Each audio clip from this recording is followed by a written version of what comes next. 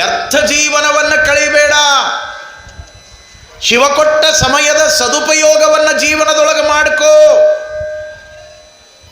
ಇದನ್ನು ದೃಢವಾಗಿ ನಿನ್ನ ಮನಸ್ಸಿನೊಳಗೆ ನಿಶ್ಚಯ ಮಾಡಿಕೋ. ಇಲ್ಲೊಂದಿಷ್ಟು ಪುಣ್ಯದ ಸತ್ಕಾರ್ಯಗಳನ್ನು ಮಾಡು. ಇಲ್ಲಿ ಸಲ್ಲುವಂಥ ಜೀವನವನ್ನು ಕಳಿ. ಎಷ್ಟು ಚಲೋ ಮಾತುಗಳನ್ನು ಕಡ್ಕೊಳ್ಳೋದ ಮಡಿವಾಳಪ್ಪನವರು ಹೇಳ್ತಾರೆ. ಈ ಪ್ರಕೃತಿಯೊಳಗೆ ಒಂದು ಒಳ್ಳೆಯ ಮಾತನ್ನು ನಿಮಗೆ ಹೇಳ್ತೀನಿ. ಈ ಸೃಷ್ಟಿಯೊಳಗೆ ಗುಬ್ಬಿ ಅಂತ ಗುಬ್ಬಿಗಳು, ಸಣ್ಣ ಸಣ್ಣ ಪಕ್ಷಿಗಳು, ಪ್ರಾಣಿಗಳು ಗೂಡನ್ನು ಕಟ್ಕೊಳ್ತಾವೆ. ಹುಳು ಹುಪ್ಪಡಿಗಳು ಕೂಡ ಗೂಡುಗಳನ್ನು ಕಟ್ಕೊಳ್ತಾವೆ. ನೋಡಿ, ಗೆದ್ದಲು ಹುಳುಗಳು ಅಂತಿರ್ತಾವೆ, ಗೂಡುಗಳನ್ನು ಕಟ್ಕೊಳ್ತಾವೆ. ಸಣ್ಣ ಸಣ್ಣ ಪ್ರಾಣಿಗಳು ಕೂಡ ಇರುವೆ ಸಹಿತ ಗೋಡೆಯೊಳಗೆ ತನ್ನದೇ ಆದ ಚಿಕ್ಕದಾದ ಗೂಡನ್ನು ಕಟ್ಟಿಕೊಳ್ಳುತ್ತದೆ. ಈ ಸೃಷ್ಟಿಯೊಳಗೆ ಎಲ್ಲವೂ ಗೂಡು ಕಟ್ಟಿಕೊಳ್ತಾವೆ. ಮನುಷ್ಯರು ಮನೆ ಕಟ್ಟಿಕೊಳ್ತಾರೆ. ಆದರೆ ಗೂಡನ್ನು ಮನೆಯನ್ನು ಕಟ್ಟದೇ ಇರುವಂಥ ವಿಚಿತ್ರವಾದ ಪ್ರಾಣಿ ಯಾವುದಾದ್ರೂ ಇದ್ರೆ ಅದು ಮಂಕಿ. ಯಾವುದ್ರಿ? ಮಂಗ. ಅದು ಎಲ್ಲಿ ಮನೆ ಕಟ್ಕೊಂಡಿಲ್ಲ, ಆದರೆ ಚಂದಿದ್ದ ಮನೆ ಇರಾಕ್ ಬಿಡಂಗಿಲ್ಲ. ಇದು ನಿಮಗೆ ಹೇಳಬೇಕಾಗ್ಯದ. ಎಲ್ಲರ ಮಂಗ್ಯ ಮನೆ ಕಟ್ಟಿದ್ದು ನೋಡಿರೇನು? ಇಲ್ಲ. ಕಟ್ಟಿದ ಮನೆ ಚಲೋ ಇದ್ದಾಗ ಬಿಡಂಗಿಲ್ಲದು. ಪಾಪ ಅವು ಹಕ್ಕಿ ಪಕ್ಷಿಗಳು ಚಂದ ಗೂಡು ಕಟ್ಟಿರ್ತಾವೆ ಗಿಡದಾಗ. ಇದು ಬಂತಂದ್ರೆ ಮುಗೀತು ನೋಡ್ರಿ, ದೊಡ್ಡ ಸಂಕಟ ಅವಕ್ಕೆ. ಟೊಂಗಿ ಅಳಗ್ಯಾಡಿಸಿ ಇದ್ದು ಗೂಡು ಕೆಳಗೆ ಕೆಡವಿ ಹಲ್ಲು ಕಿಸಿದು ಹೋಗಿಬಿಡುತ್ತೆ. ಡಾರ್ವಿನ್ನನ ಸಿದ್ಧಾಂತವನ್ನು ನಾವು ನೀವು ಎಲ್ಲ ಜೀವಶಾಸ್ತ್ರವನ್ನು ಓದುವಾಗ ಓದಿದವರ ಏನಂತ ಓದೀವಿ? ಮಂಗನಿಂದ ಮಾನವ, ಅಮೀಬಾದಿಂದ ಅರಿವಿನ ಜನ್ಮ ಓದಿವಿಲ್ಲ? ಶಿಲಾಯುಗದ ಇತಿಹಾಸವನ್ನು ಓದುವಾಗ ಬತ್ತಲೆಯ ಬದುಕಿನಿಂದ ನಾಗರಿಕ ಸಂಸ್ಕೃತಿ ಓದಿವಲ್ಲ. ಮಂಗನಿಂದ ಮಾನವ. ಅದಕ್ಕಾಗಿಯೇ ಇನ್ನೂ ನಮ್ಮ ಜನರೊಳಗೆ ಅವು ಉಳ್ದಾವ್ರಿ. ಏನು? ಮಂಗ್ಯನ ಗುಣ. ಚಂದ ಬಾಳೆ ಮಾಡಿಕೊಂಡು ಬದುಕ್ತಿದ್ರು ಅಂದ್ರೆ ಅಂಥ ಚಲೋ ಮನೆಗೆ ಕೇಡು ಬಗೆಯುವಂಥ ಮಂಗ್ಯಾನ ಬುದ್ಧಿ ಜನ ಅದಾರ ಈ ಜಗತ್ತಿನೊಳಗೆ. ಚಂದ ಇರಾಕೆ ಬಿಡಂಗಿಲ್ಲ. ತಾವೂ ಬದುಕಲ್ಲ, ಬದುಕುವವ್ರನ್ನೂ ಬಿಡಂಗಿಲ್ಲ. ಇವು ಹೆಂಗದಾವಂದ್ರೆ ಸ್ವತಃ ಬಸವಣ್ಣನವ್ರು ಹೇಳ್ಯಾರ ಒಂದು ವಚನದೊಳಗೆ, ಭಾಳ ಚಂದ ಹೇಳ್ತಾರ ಅವರು. ಕೋಣನ ಹೇರಿಂಗೆ ಕುನ್ನಿ ಬುಸುಗುತ್ತ ಬಾಲವ ಬಡಿವಂತೆ ತಾವೂ ಮಾಡರು, ಮಾಡುವವರನ್ನೂ ಮಾಡಲೀಯರು, ತಾವೂ ನಂಬರು, ನಂಬುವವರನ್ನೂ ನಂಬಲೀಯರು, ಮಾಡುವವರ ಕಂಡು ಸೈರಿಸಲಾಗದವರ ಕೂಗಿಡೆ ಕೂಗಿಡೆ ನರಕದಲ್ಲಿಕ್ಕುವ ನಮ್ಮ ಕೂಡಲ ಸಂಗಮ ದೇವ. ಅವರ ವಚನ ಇದು. ಏನು ಉದಾಹರಣೆ ಕೊಟ್ಟಾರ? ಎಷ್ಟು ಕಾಡಿದ್ರು ಅವರನ್ನು, ಯಾರನ್ನ ಬಿಟ್ಟಾರ? ಸುಮ್ಮನೆ ಮೌನವಾಗಿ ಇದ್ದಂಥ ಸಿದ್ಧಾರೂಢರು ತಲೆ ಮೇಲೆ ಬೆಂಕಿ ಇಟ್ಟವರದಾರ. ಇನ್ನು ಲೌಕಿಕ ಜಗತ್ತಿನೊಳಗೆ ಉಳಿದವ್ರನ್ನ ಬಿಡ್ತಾರೆ? ವಿಚಾರ ಮಾಡಿ. ಎಷ್ಟು ಚಂದ ಹೇಳಿದ್ರು ಅವರು. ಕೋಣನ ಹೇರಿಂಗೆ ಕುನ್ನಿ ಬುಸುಗುತ್ತ ಬಾಲವ ಬಡಿಯುವಂತೆ. ಕಾಳು ಕಡಿ ವ್ಯಾಪಾರಕ್ಕೆ ಹೋಗೋ ಮುಂದೆ ಅಂದಿನ ದಿನಮಾನದೊಳಗೆ ಆ ಸರಕನ್ನು ಏರ್ಕೊಂಡು ಬರೋಕ್ಕೆ ಕ್ವಾಣಗಳನ್ನು ಬಳಸ್ತಿದ್ರು, ಕುದುರೆಗಳನ್ನು ಬಳಸ್ತಿದ್ರು, ಕತ್ತೆಗಳನ್ನು ಬಳಸ್ತಿದ್ರು, ಚಕ್ಕಡಿಗಳನ್ನು ಬಳಸ್ತಿದ್ರು. ಇವತ್ತು ಅನುಕೂಲಗಳು ಬಹಳ ಆಗ್ಯಾವ ನಮಗೆಲ್ಲ. ಆ ಕೋಣದ ಮೇಲೆ 2 ಚೀಲದ ರಾಶಿಯನ್ನು ಏರ್ಕೊಂಡು ಅವನು ಸಾಗಿ ಬರೋ ಮುಂದೆ ಕೋಣ ರಸ್ತೆಯೊಳಗೆ ನಡೆದು ಬರ್ತಿತ್ತಂತ ಭಾರವನ್ನು ಹೊತ್ತುಕೊಂಡು. ಮುಂಜಾಲೆದ್ದು ಅವ ವ್ಯಾಪಾರಕ್ಕೆ ಹೋಗೋ ಮುಂದೆ ಕೋಣದ ಜೊತೆಯಲ್ಲಿ ಇದು ಕೂಡ ಬೆನ್ನತ್ತಿ ಹೋಗಿತ್ತು. ಯಾವುದು? ನಾಯಿ. ಅದು ಹೊತ್ಕೊಂಡು ಹೊಂಟದ ಗಂಭೀರವಾಗಿ. ಅದಕ್ಕೆ ಭಾರ. ಇದು ನಡಬರಕ್ಕೆ ಹೋಗಿ ಕಾಲಾಗ ಅಡ್ಡಡ್ಡ ಹೊಕ್ಕಿತ್ತಂತ. ನಾ ಹೇಳಲ್ಲ, ಬಸವಣ್ಣವ್ರು ಎಷ್ಟು ಚಂದ ಕಲ್ಪನೆ ಕೊಡ್ತಾರೆ.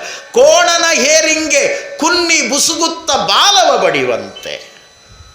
ಕಾಲಾಗ ಅಡ್ಡಡ್ಡು ಹೋಗ್ತದೆ, 2 ಕಾಲಿಲಿ ಮಾರಿಗೆ ಬಡಿತದ, ಬಾಯಿಲಿ ಬಾಲ ಹಿಡಿದು ಜಗ್ಗಕ್ಕೆ ಹೋಗ್ತದೆ. ಅದು ಕೋಣ ಅಂತದ, ನನ್ನಂಗೆ ಹೊಜ್ಜೆ ಹೊತ್ಕೊಂಡು ನೋಡೋ.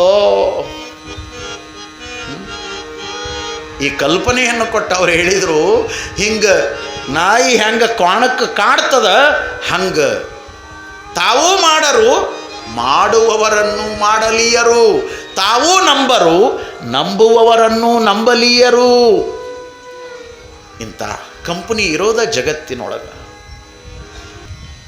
ಸಂಪತ್ತು ಬರೋದು ದಾನ ಧರ್ಮ ಪರೋಪಕಾರಕ್ಕಾಗಿ, ಬಡತನ ಇರೋದು ಧ್ಯಾನವನ್ನು ಮಾಡುವ ಸಲುವಾಗಿ. ಕೊರಗಬೇಡ.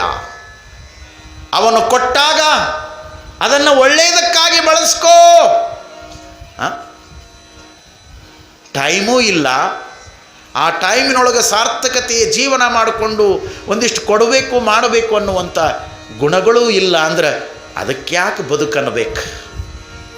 ಅದಕ್ಕೆ ಅಪ್ಪ ಅವ್ರು ಹೇಳ್ತಾರೆ, ಬಸವಣ್ಣನವರು,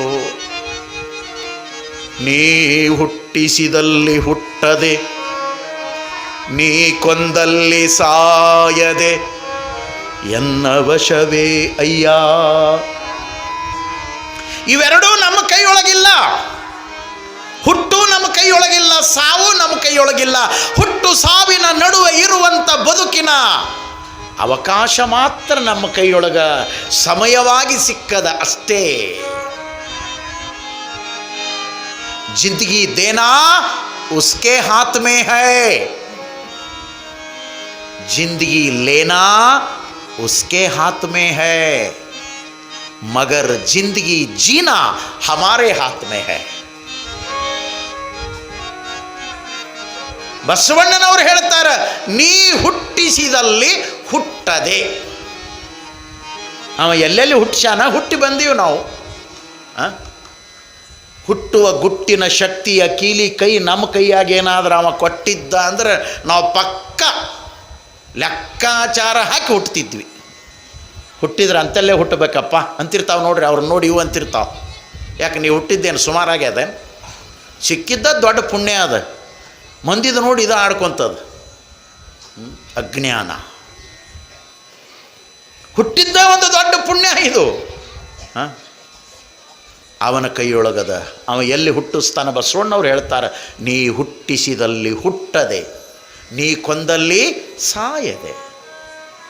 ನೀನು ಯಾವ ಸಮಯದೊಳಗ ನನ್ನನ್ನು ಕರ್ಕೊಳ್ತೀಯೋ ಗೊತ್ತಿಲ್ಲ.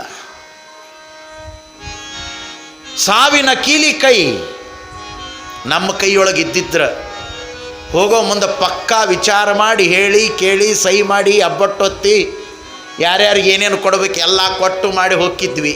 ಹಂಗಿಲ್ಲ, ಐತೇನ್ರಿ? ಹಾಂ, ಕುಂತಲ್ಲೇ ಹೋಕ್ಕಾವ, ನಿಂತಲ್ಲೇ ಹೋಕ್ಕಾವ. ಉಣ್ಣಾಕ ಕುಂತಾಗೂ ಎಷ್ಟೋ ಹೋಕ್ಕಾವ, ಮಲ್ಕೊಂಡಲ್ಲಿ ಎಷ್ಟೋ ಹೋಕ್ಕಾವ, ಆಕ್ಸಿಡೆಂಟಾಗಿ ಎಷ್ಟೋ ಹೋಕ್ಕಾವ. ಸಾವಂದ್ರೆ ಭಯ ನಮಗೆಲ್ಲ, ಬಲ್ಲವರಿಗೆ ಮರಣವೇ ಮಹಾನವಮಿ. ಅದು ಯಾರನ್ನೂ ಬಿಟ್ಟಿಲ್ರಿ, ಬಿಡೋದಿಲ್ಲ. ಹಾಗಾಗಿ ನೀ ಕೊಂದಲ್ಲಿ ಸಾಯದೆ ಎನ್ನ ವಶವೇ ಅಯ್ಯ. ಮುಂದಿನ ಮಾತು ಏನು ಚಂದ ಹೇಳ್ತಾರೆ, ನೀವಿರಿಸಿದಲ್ಲಿ ಇರದೆ ಎನ್ನ ವಶವೇ ಅಯ್ಯ, ಕರ್ತೃಕೂಡಲ ಸಂಗಮ ದೇವ.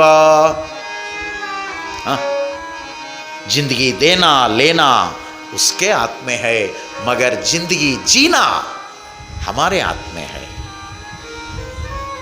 ನಾವು ಆ ಕೊಟ್ಟ ಶಿವ ಸಮಯದ ಸಾರ್ಥಕತೆಯನ್ನು ಮಾಡ್ಕೋಬೇಕು. ಕಬೀರ್ ಕಹೆ, ಕಬೀರದಾಸರು ಹೇಳ್ತಾರೆ, ಕಲ್ ಕರೆ ಸೋ ಆಜ್ ಕರ್, ಆಜ್ ಕರೆ ಸೋ ಅಬ್, ಫಲ್ ಮೇ ಪ್ರಲಯ ಹೋಯೇಗಿ ಬಹುರಿ ಕರೆಗಾ ಕಬ್. ಕಬೀರ್ ಕಹೆ ಕಲ್ ಕರೆ ಸೋ ಆಜ್ ಕರ್. ಒಳ್ಳೆಯದನ್ನು ಮಾಡಬೇಕು ಅಂತ ಮನಸ್ಸಿರುವಾಗ ನಾಳೆ ಅನ್ನೋದಕ್ಕಿಂತ ಆ ದಿನವೇ ಆ ಕ್ಷಣವೇ ಮಾಡಿಬಿಡು.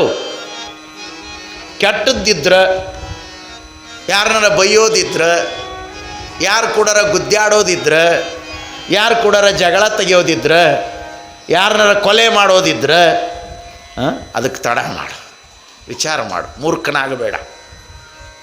ಒಳ್ಳೆಯದು ಮಾಡೋದಿದ್ರೆ ಆ ಕ್ಷಣದೊಳಗೆ ಮಾಡು, ನಾಳೆ ಅಂತ ಮುಂದೂಡಬೇಡ. ಆಜ್ ಕರ್, ಆಜ್ ಕರೆ ಸೋ ಅಬ್ ಕರ್. ಇವತ್ತ ಮಾಡಬೇಕು ಅನ್ನುವುದನ್ನು ಆ ಕ್ಷಣದೊಳಗೆ ಮಾಡಿ ಮುಗಿಸು, ಚಲೋ ಇತ್ತು ಅಂದ್ರೆ. ಯಾಕೆ?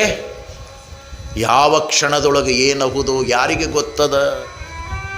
ಎಷ್ಟು ಚಂದ ಬರೆದ್ರು, ಫಲ್ ಮೇ ಪ್ರಳಯ ಹೋಯೇಗಿ.